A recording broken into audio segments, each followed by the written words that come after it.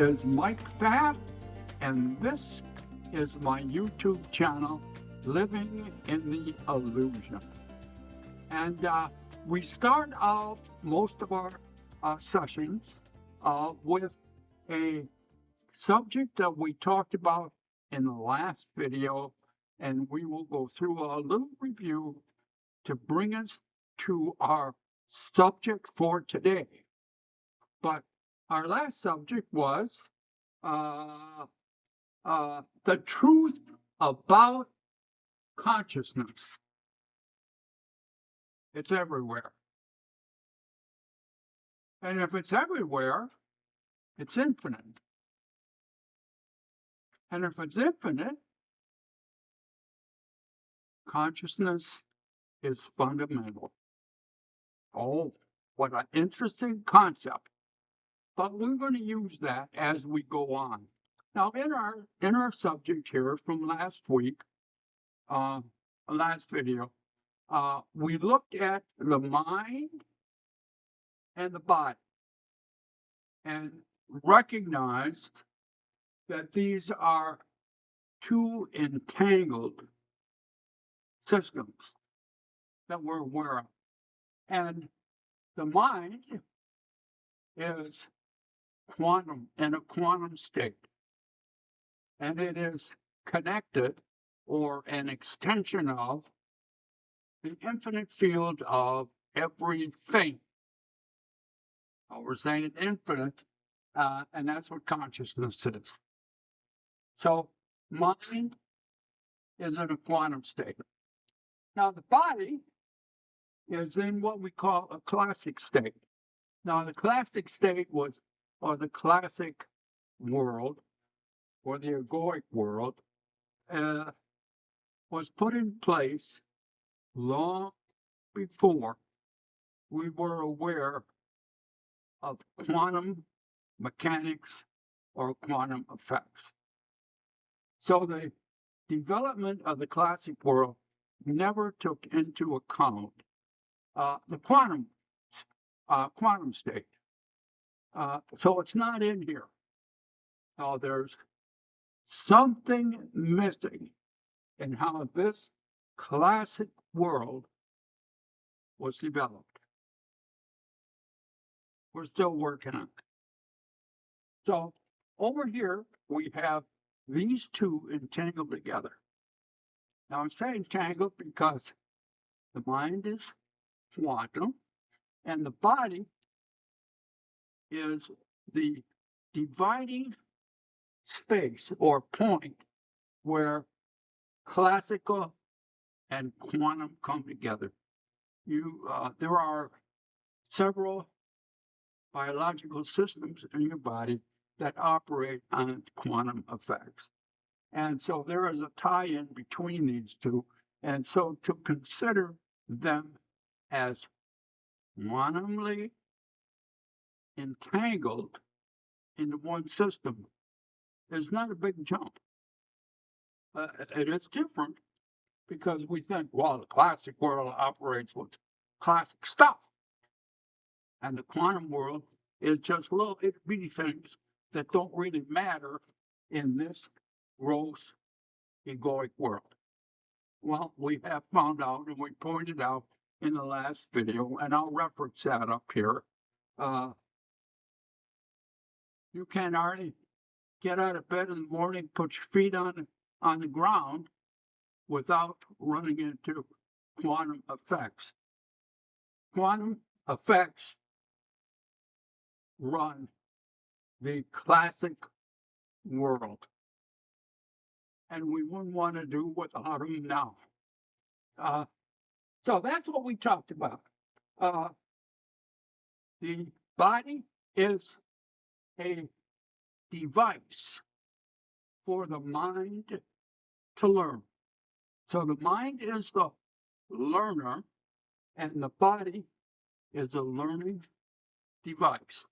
And how does it learn? Well, it learns by interfacing with the classical world, and that information comes back through the body because that's where the senses are.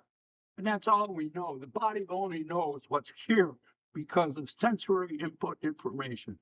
But since these two are entangled, as soon as the information arrives, it's both of them have the same information. And the mind is the one that interprets it, because mind is where your belief system is, your memories, your life experiences, all kinds of stuff lie in this heart of the infinite field of everything. So that's what we talked about. And we're going to use particularly this model in our next video, starting now. This is our subject for today. And let me read off my little paper. Powerful. In the world, what you see is mind dependent. What you see is mind dependent. Now I added in here because a lot of times when you say see, you forget that we're talking about all of the senses. So I changed it so what you experience is mind dependent. Well, the board is full of stuff. So we're going to have to take some time and bring this into some idea that we can follow. Now, basically, we're using a model that we use many times, but a little bit different. So we're going to view it a little bit different. Over here, representing in this corner, representing the infinite field of everything, is all these squiggly lines. And next to that, we have senses. Senses from the body. And the body and the mind are entangled into one system. I didn't show that here, but I want you to kind of get that. The mind and body is entangled in one system. And it's both, and the body is both classical and quantum. So in these, then there's two of them. So you're going to be the top one, and I'm going to be the bottom one. And we're going to explain, or try to explain, our world. Now here, the infinite field of everything, and it's moving and it's undulating, and everything's moving, nothing rests, everything is vibrating. So it's a constant movement. Each moment is different. So we go from moment to moment, and a new universe arises in the next moment. Here we have our senses as little squares: visual, auditory, kinesthetic, olfactory, and gustatory. And we have the same down here. Now, you notice that I put next to this, right here. See this? No lips. There's no lips on the senses. Why am I pushing that so hard? Your senses tell you nothing. Period. The senses tell you nothing. They are magnificent and beautiful instruments, but they don't communicate to you directly in any way at all. Period. What happens to the information, which is entangled with body, mind, in both of these situations? You up here, me down here. The information is coming in because the senses just gather information and transmit the information. They don't analyze it. They don't select it. They just gather what they can based upon the design of the sense and then just pass it on. Where does it go? Well, in this model, it goes to our lens of perception. And what is in our lens? You got a lens, and I have a lens. What is in your lens? What's in the mind? Your life experiences, your memories of those life experiences, your beliefs and your values, your moral judgments, and they all coalesce into your belief system as they do in mine. So this lens of perception is a filter mainly of your belief system. And so you are taking this data over here, which is chaotic and meaningless, out here. You're bringing in what the senses can absorb, and you are filtering them through what you know to be true for you, your belief system, because that's what you believe. So you have a unique belief system based upon your unique life experiences. And I do the same thing. Now you are taking this information from the infinite field. Your senses can't handle all that information. So it takes in what they can. Now your lens of perception will only take in what matches your belief system. It'll only take in information for which you have reference through past experiences and beliefs and that stuff. If you have no reference to the information, it doesn't pass the filter. It falls out. Down here, this represents what did not go through your filter. I dropped my piece of paper. Excuse me.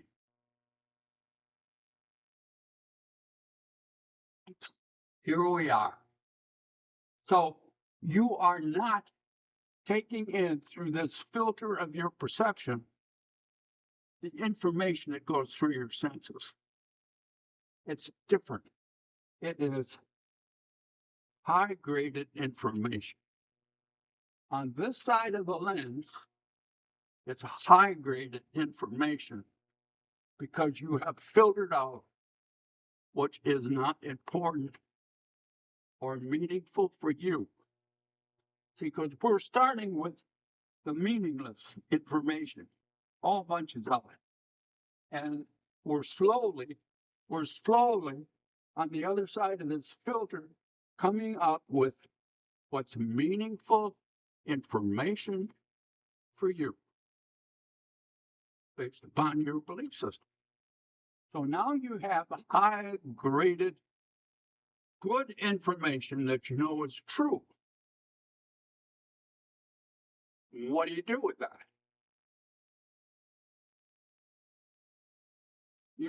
It passed, it meets your belief system. What do you do with this good data? You create your world. You make your world. Now, here's the thing. It's the only world there is. There is no other world but this world. And you render that world. Now, when you render the world, and which means you make it, you project it onto here. And everything that you rendered over here will match up with this field. Why would it do that? Well, because that's where the information started from. So if you got, say you got 100 points of information that came through your senses, you filtered it, you've got meaningful data. There should be data and not date. I should probably change that. Uh, so make believe this was always data. Uh, that's what you call a dyslexic moment. And you come through this and you render this. Now, in here are only 50 points that got through the filter that you use to create your world. Now, you take this rendered world and you project it onto here, you're going to find 50 points that are going to match. And you're going to say, oh, the world's out here because it matches. But not all of them, because you don't even know what you threw out. The system automatically drops out what you don't know. But what you render will have a certain amount of what's here. And so when you project it onto here, you say, oh, look at it, fits perfectly. And it does. So here we have your only world, the only world there is. Now, you got to be careful here. I'm making a very strong statement. This is the only world there is. This is the only world there is. Now, this all came from the same input from the senses, assuming the senses are comparable to each other and they're not damaged or have some constitutional effect at birth. So you get just about the same information. Both of these. But look closely, because that's the way I drew them. These two worlds are not the same. And yet I said, this is the only world. And I said, this is the only world.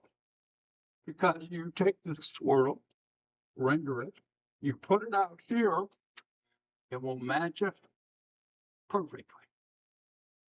And the same thing with this one. Now, why do they look different?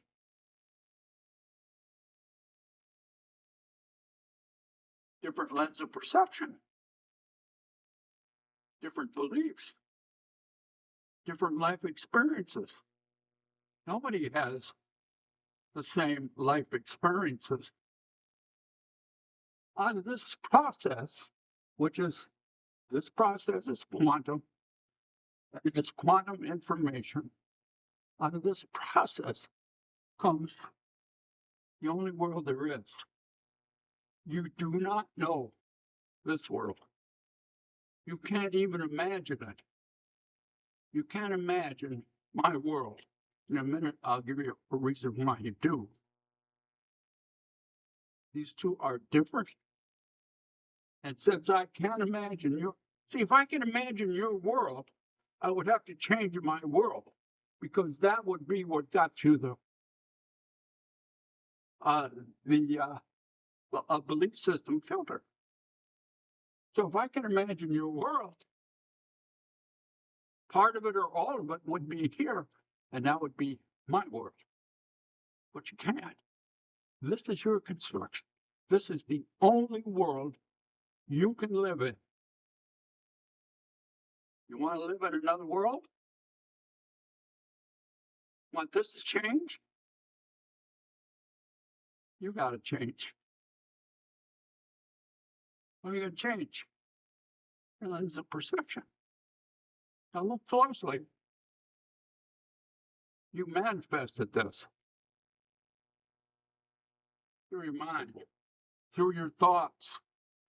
And in the last video, and I was going to read that one more time. in A Course in Miracles, the 16th chapter, lesson, 16th lesson, I have no neutral thoughts. Every thought you have creates something. But here's what it said: everything you see or experience is the result of your thoughts. Result of your thoughts. And it says there's no exception to this fact. Your thoughts are within the confines or the framework of your belief system. And your belief system is unique to you. No one else has one like it. So this world you have is the only world there is. It's the only world you can live in, and you manifest it. Just like any manifest. If you want to change, you got to change your filter. Want to change your filter? You got to change your belief system, what you feel about yourself.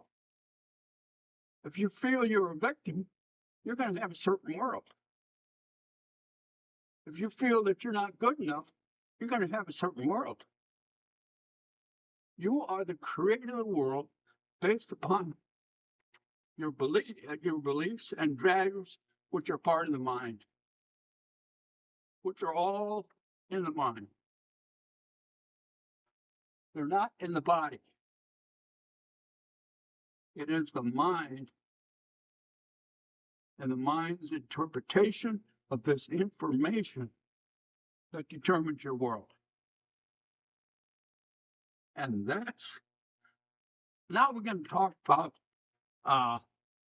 the Course in Miracles, the first two lessons.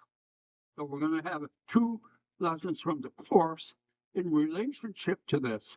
Now, it's just a way of clarifying some of the information and see if it fits for you. So in the Course, here is lesson number 1.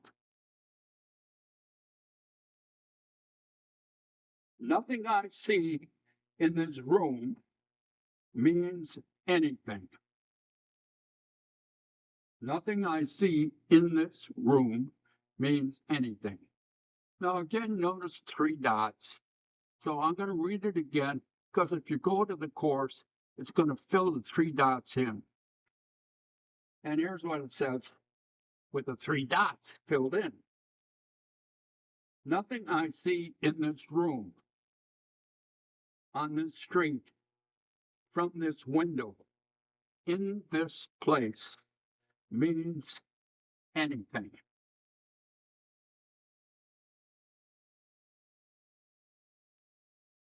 There is no meaning out here. This is what they're talking about. See, you don't see anything until you do this, till you render this. That's why I said these have no lips on them. Your senses don't tell you anything. It is all an interpretation of the mind. And that is lesson number 1.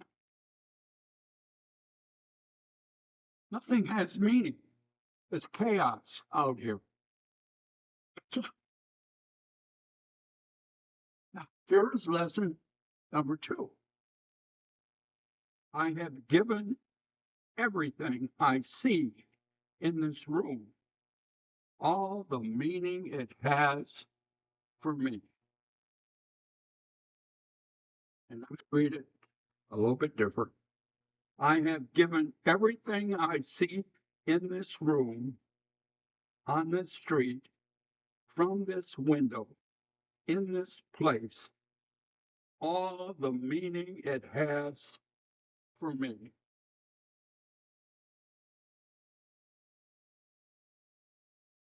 Where does the meaning come from? It does not come from here. The meaning of your world comes from your rendering.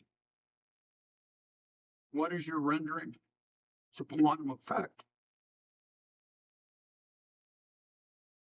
Your rendering and the meaning is in the quantum state.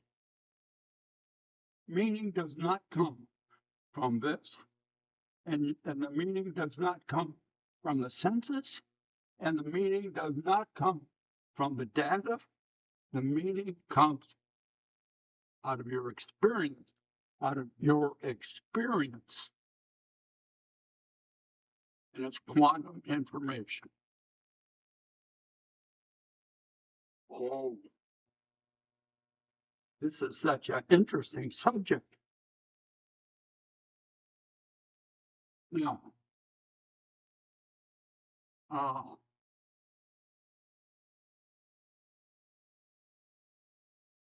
so the word is a rendering, and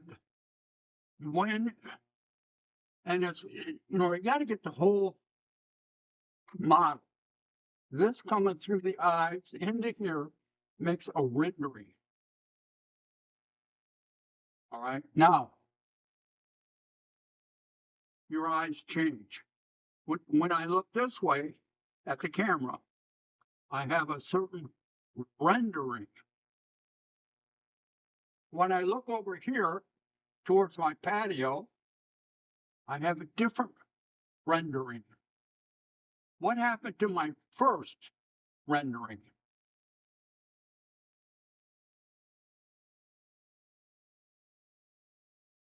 It goes back into chaos. And then when I look that way, all this information comes here. I filter it. I make meaningful data, and I render this world.